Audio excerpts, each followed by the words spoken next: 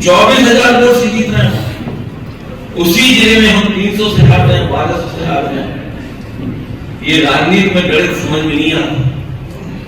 एक जगह तो 24,000 और दूसरी जगह 100 से या 1200 वोट से हार रहे हैं।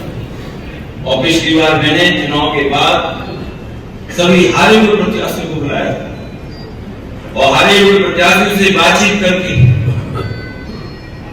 और एक बहुत जानकार जो चुनाव के बारे में जानकारी रखता है उस डेटा एक्सपर्ट को बुलवाया और मैंने आमने सामने बातचीत कराई और निकल करके आया कि अगर हम लोगों ने अपने बूथों पर 2% या 3% वोट बढ़ा दिया होता तो आज भारतीय जनता पार्टी की सरकार नहीं होती।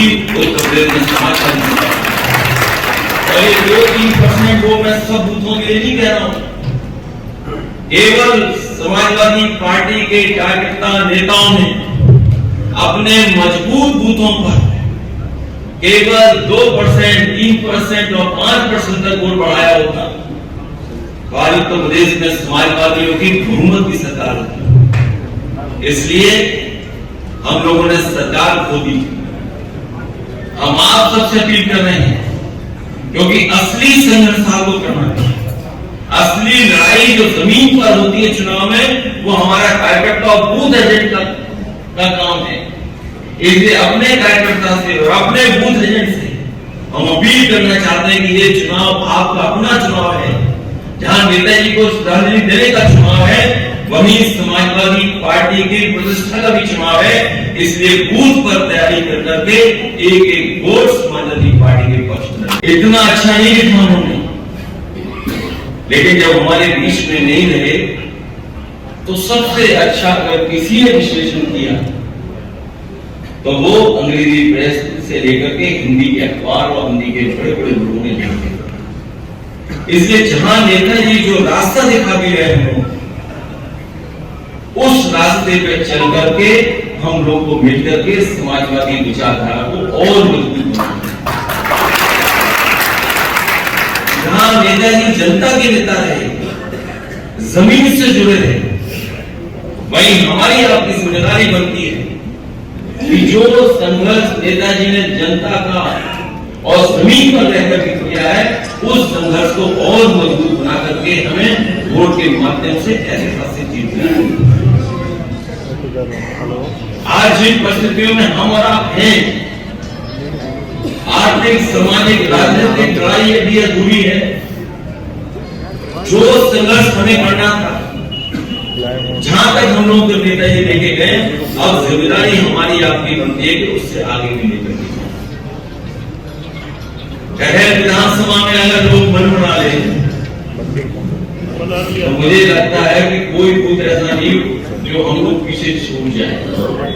बना दिया साहब, कुछ बूथ हैं जहां हम लोग नहीं मुकाबला कर पा रहे हैं, लेकिन ये चुनाव ऐसा नहीं है कि वहां के लोग आपके साथ न खड़े हो जाए।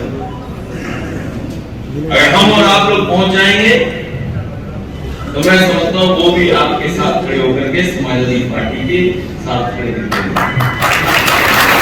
इसलिए मैं आपसे निवेदन करना चाहता हूं और अपील भी करता हूं कि जो विरोधी पार्टी के लोग हैं वो कुछ भी साजिश कर सकते हैं। उनके स्टेटमेंट आ रहे हैं और उनके स्टेटमेंट ऐसे आ रहे हैं, वो आप भी पढ़ रहे होंगे। वो जानते हैं कि मैनपुरी उनके लोगों ने कहा कि नेताजी की प्रतिष्ठा, सम्मान और उनकी सच्ची श्रद्धांजलि का ये चुनाव है। वहीं मैं जोड़ करके कहना चाहता हूं कि पूरा देश देख रहा है कि आखिरकार मैनपुरी की जनता कितने वोटों से जिताने जा रही है। किसी को शक नहीं है। जितने लोग हैं जो चर्चा कर रहे हैं वो चर्चा चाहे कुछ कर रहे हो, लेकिन अंदर ही अंदर उन्हें पता है कि यहां से जीत समाजवादियों की होगी, समाजवादी पार्टी की। और जो थोड़ी बात चर्चा में रहती थी बगल की विधानसभा की, कल सबसे पहले आकर के चाचा उनसे भी मैं मिल लिया। तो असली बात यही है कि अब मुकाबला होना है कहेल और जसवंत विधानसभा में कौन ज्यादा लोगों की।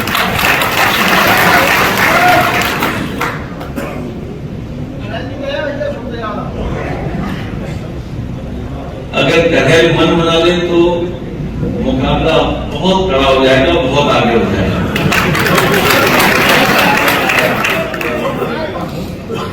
इसलिए ये चुनाव जिन परिस्थितियों में होने जा रहा है वो सबको पता है।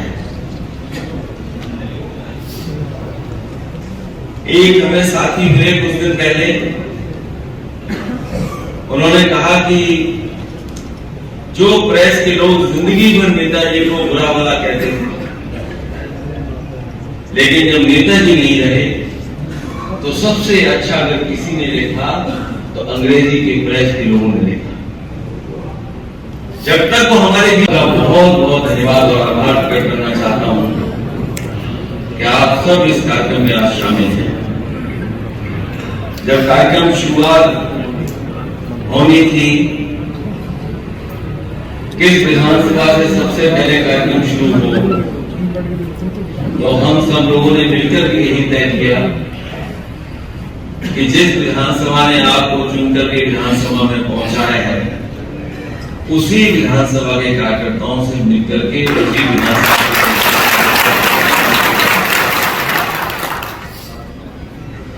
ये वही क्षेत्र है जिसने अभी कुछ दिन पहले मुझे ऐतिहासिक वोटों से जीत दिलाई है। मैं 1 या 2 दिन आया, उसके बावजूद भी यहाँ के लोगों ने परवाह नहीं की। बड़े बड़े विरोधी पार्टियों के नेता यहाँ पर आए जो न जाने क्या क्या बता रहे थे, उसके बावजूद भी कहेल के नेता और कार्यकर्ताओं ने पूरी जिम्मेदारी पूरी पर संभाली और बहुत अच्छी जीत मुझे दिला करके विधानसभा पहुंचा। ये समाजवादियों का और खासकर नेताजी का रिश्ता रहा है आपसे। कई बार यहाँ पे कठिन परिस्थितियों में चुनाव हुए होंगे,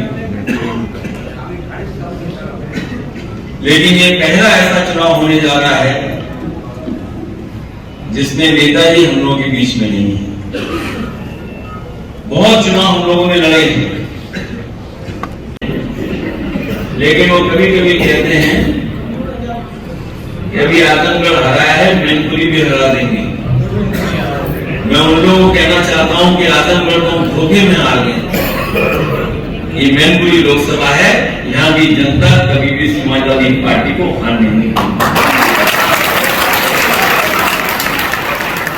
और इसलिए भी कि यहाँ पर नेताजी का सीधा सीधा संबंध रहा, सीधा सीधा संपर्क रहा,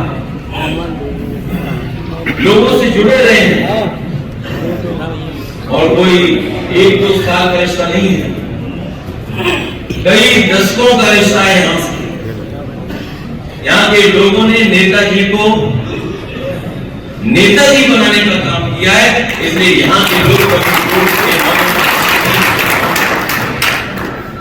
इसलिए मैं आप सबसे अपील करना चाहता हूं कि ये चुनाव अपना चुनाव समझ, कार्यकर्ताओं से कहूंगा कि पिछली बार जो मतदान हुआ था, और अगर उत्तर प्रदेश का देखें मतदान, तो जनता ने तो मन बना लिया था कि समाजवादी सरकार बनेगी, लेकिन भारतीय जनता पार्टी ने बेईमानी की।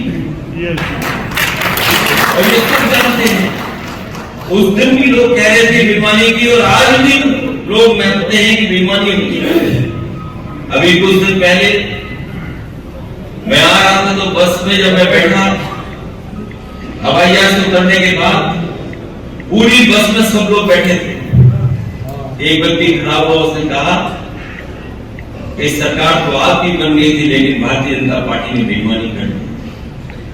और अगर आप रिजल्ट उठा करके देखेंगे तो आप देखेंगे किस तरीके से प्रशासन ने